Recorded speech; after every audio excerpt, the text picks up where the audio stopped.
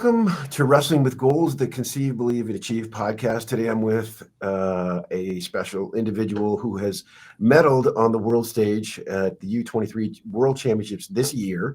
It is Serena Di Benedetto. Did I say that right? Yes, I always you gotta did. ask. I My know. last name is always mispronounced. So I just wanted to welcome to the show. Thank you for having me. Mm-hmm. That's awesome. I want to congratulate you on the silver medal. How has life changed since you got back from the championships?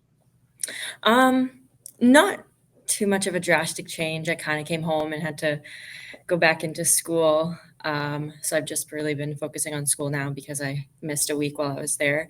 But the support and the love has certainly changed, and the outreach from other coaches and athletes, and even just like other programs in general in the States and here just congratulating me has been, bigger than I've ever like received before, because this is like my highest accomplishment. So yeah.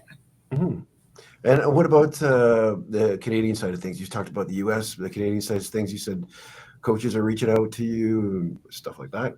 Yeah, I've been to a couple of just tournaments to watch, like high school tournaments. But also we started varsity like right when I got back, and so I decided to just sit back and watch a little bit, and just like a lot of people coming up to me, and especially other wrestling friends that I have coming up to me, and even people that like I don't know but they know me, or they like know my dad, or they just know me as like his daughter, and stuff like that. Yeah. Well, let's talk about how you got into wrestling first. We've already talked about your biggest accomplishment so far, okay? But let's talk about that. Then we'll get into your experience at the World Championships, because I want to hear about that as well. But I want to hear how you started off in the sport of wrestling. Well, I didn't actually start wrestling at a super young age. I feel like a lot of my teammates and friends kind of started like, and I don't know, when they were like 6 or whatever, but I got into gymnastics and soccer for 10 years before I actually started like really getting into wrestling. And that was because my mom was a rhythmic gymnast. And so I actually thought like I was going to either be like a high level gymnast or a professional, like semi-professional soccer player. But there's just a lot of, I guess you could say, like controversy between like soccer and also into gymnastics once you get like at higher levels. So my dad wrestled actually at McMaster, and then also his brother as well, so my uncle, and then my older brother. I have a older brother who's 2 years older than me, and he wrestled at like my high school, but also went to McMaster and wrestled here for a little bit too. And so I just got into it because of them, and I just saw that I was a little bit better at it and I could go even further with it being an individual sport, whereas soccer is team-based and gymnastics is just, you have to have a lot of money to do it. So yeah. So, and then I've just been like so athletic my whole life that wrestling, with doing gymnastics since I was young, it helps with like flexibility and scrambling and all that kind of stuff. And like soccer, I guess, can help with like your footwork and moving your feet and stuff like that. So everything that I've done since I was a kid has kind of translated into wrestling. And I think that that's why like I'm like as successful as I've been so far. Mm-hmm. I was just watching one of your videos against the Swedes, or the Swede, I shouldn't say. Yeah. You were fighting one. Yeah, you put yourself into some, there's one part Yeah. where I think it was, she had her head or your leg over your head and you ducked underneath it. It was just an odd way to kind of, to go about it. And I thought, there's got to be something else there. There's got to be another sport Yeah. that's been behind you prior Yeah. to getting into wrestling. So that was rhythmic gymnastics and soccer, which is I like started with rhythmic, but I Mhm. wasn't. Rhythmic's the one where you use the apparatuses. Yep. But I did artistic, which is just like the bar flipping and stuff like that. Mhm. But I also like dabbled in track and field and cross country as well. Mhm. But I absolutely hate running. So I stopped doing that because it didn't really become enjoyable after elementary school, because it's more fun and whatever. But then it kind of became like a chore to me. And so I just stopped that and Yeah. focused on wrestling. I'm 250 pounds, so I can tell you wrestling is not my forte. Running is not my forte. Yeah, Absolutely. I don't know what about it attracts people. I have no idea. I don't know either. Yeah. No. So what I guess where was the push for wrestling? How did you enter into the sport? Um, Honestly, like a big credit is to my dad for sure. Like, not that he was forcing it on me or anything. It was just kind of like, because he really thought like I was not gonna wrestle. He's like, nah, like she won't wrestle. Like when I was a kid, and his friends who were coaches, who's actually like one of my coaches now, was like, oh no, she's gonna be a great wrestler. And he's like, no, she's not gonna wrestle. And then he would just bring me to practice with him. And then we used to have like one little tournament in elementary school with a bunch of other elementary schools. And so I would like compete like once a year.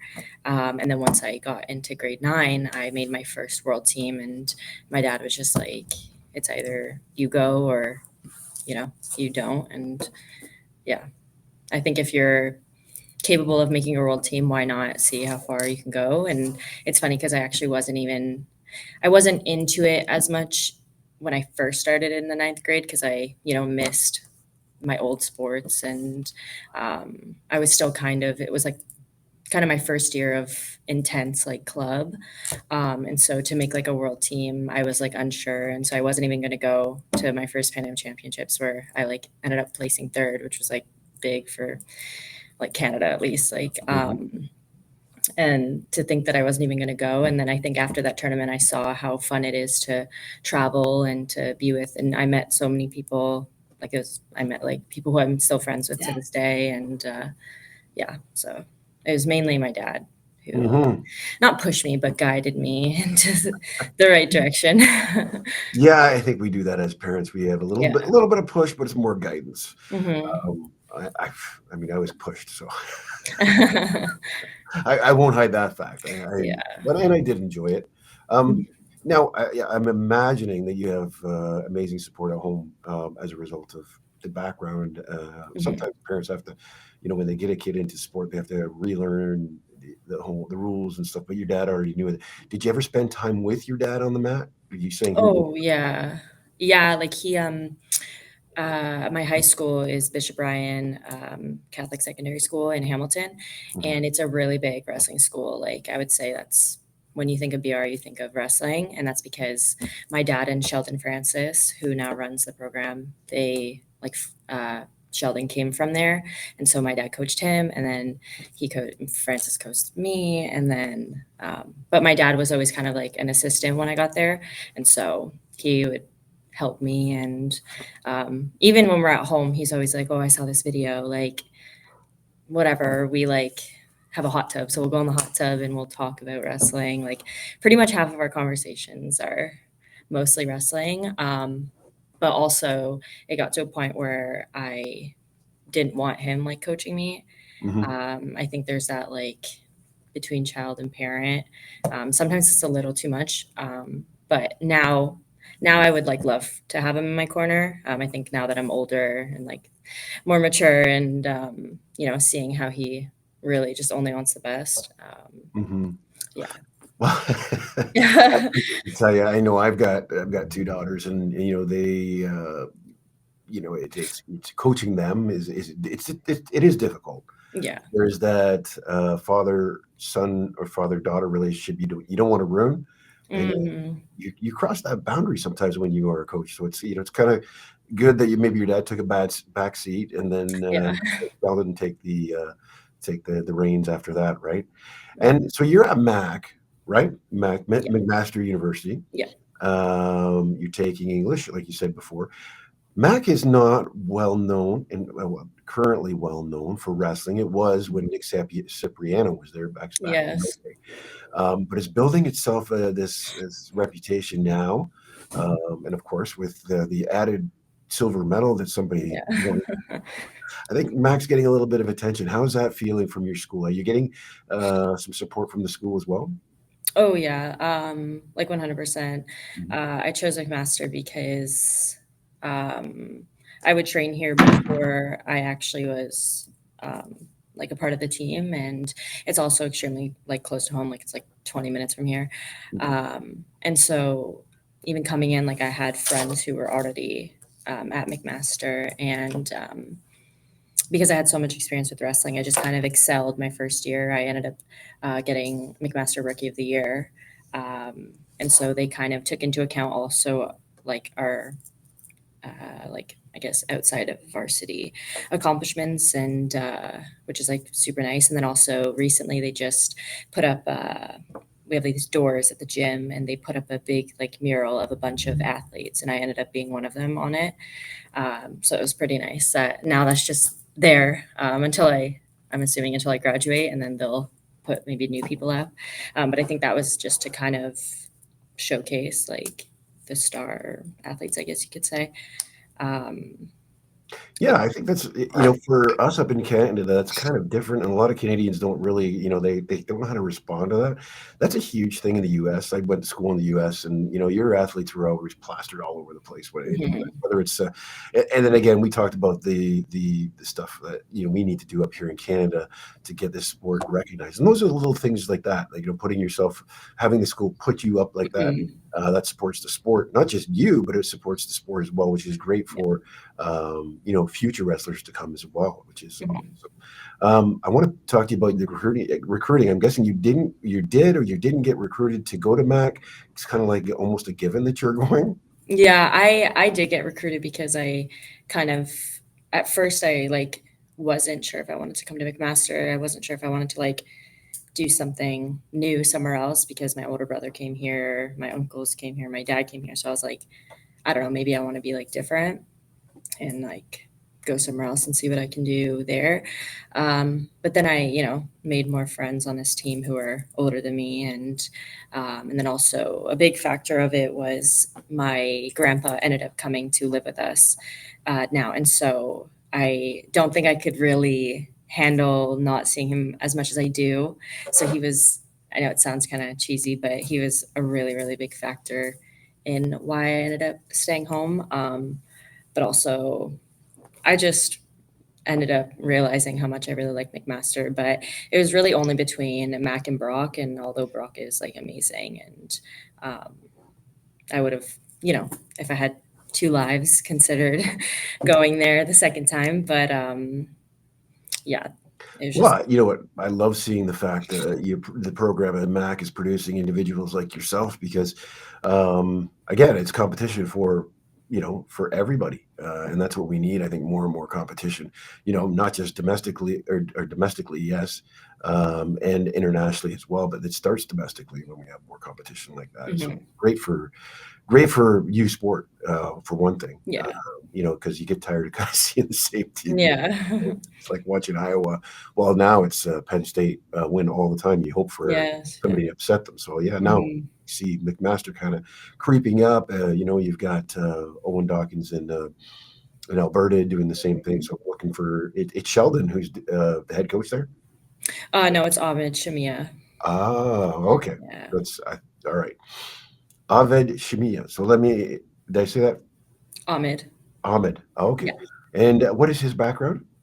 He's Arabic. And I haven't heard the name, so he's new to me. So he's taking the helm of the wrestling team there, and how is that going? It's going well. He's kind of like a newer coach. Maybe that's why you haven't heard of him, like Nick Cipriano. But I think this is 5th year, so like kind of newer, but also kind of not. He's doing well. I think I think we have we've always had kind of a stronger men's program. And so I think ever since he kind of came in, he recruited a lot of girls in the first couple of years that he was here, including myself and a bunch of my other teammates. And I think that really has inched us closer towards like a team like Brock, or, like a OUA title and U Sport title. Mm-hmm. And how is the coaching style different from the coaching that you experienced at Bishop Bryan? I definitely had a more personal relationship with my high school coach, because he is more of like a family friend to me than like a coach, because my dad coached him, and he was like kind of there when I was born, and I was there when his kids were born. So we're kind of just like family. But I think high school is so much smaller than university and a lot less intense, I guess you could say. So you have a lot more time to focus on certain people or just, take time and do things. Whereas varsity season is so like go, go, go and short. So yeah, but now that I'm at McMaster, I find that it's hard to individually coach everybody, and it's hard to run a big practice. Making sure it's catered to this person or this person. So they always try to make it as catered as possible to like everybody, which I think is just the bigger difference. I think it's just because you're at a higher skill level than you would be at a high school like practice, and yeah. Mm-hmm. And so have you noticed anything like, or let me ask you this, because we are about goal setting. Prior to your U23 this year, did you change up your training in any way to just set different goals? And if you did, how do you go about setting the goals and how do you go about accomplishing them? Well, I kind of started after being off for a little bit because I went to Spain in July and then I was kind of in like a little bit of like a rut, just kind of really tired and, not really feeling motivated during the summer to really do much. And so when school started, I think the atmosphere of being all together again kind of uplifted me a lot more. So I was able to kind of train like a lot more and increase volume or be able to work with a bunch of different people, whether it be just like with one other person like in the summer, which is normally like usually what happens because people go home and there's not many people around. And a lot of people, if you're not competing for a world team, you don't tend to train in the summer. It's kind of just like time off of school, time to like get your body ready, I guess, for like varsity for the upcoming season. But nothing really, I didn't change anything drastically. I think I'm always kind of training pretty similarly. I think the only thing I really changed was, the amount of live goes that I did in practice or to like emulate, tournament day or just like an extra workout session or nothing like extreme. And then also like eating healthy and stuff to make weight. Mhm. So you added a few little things, a tweak to it from Yeah. last year, and it catapulted you to the silver medal then. Yeah. Little things. So you already had a good base, and what you're saying is like basically you got to tweak a few things, made yourself work a little bit harder in practice, a little bit harder outside of practice, nailed down your diet. Did you have any help in regards to any of that? My dad is super involved as well. We would, if I couldn't make it down to McMaster for a workout session because it was, I don't know, far traffic or whatever, we would just go to my uncle's who lives like 10 minutes away and he would, get me motivated to work out there instead of having to like do it by myself. Because that's where I find I struggle. I find I need like at least one person with me so that way we can like motivate each other. So yeah, my dad was Mhm. super helpful in that way. Do you do anything with mindset? Do you like with athletic mindset? There's a lot of research that goes into pushing people through past their limits and stuff like that. Do anything with yourself in regards to that, or is it just kind of let things happen?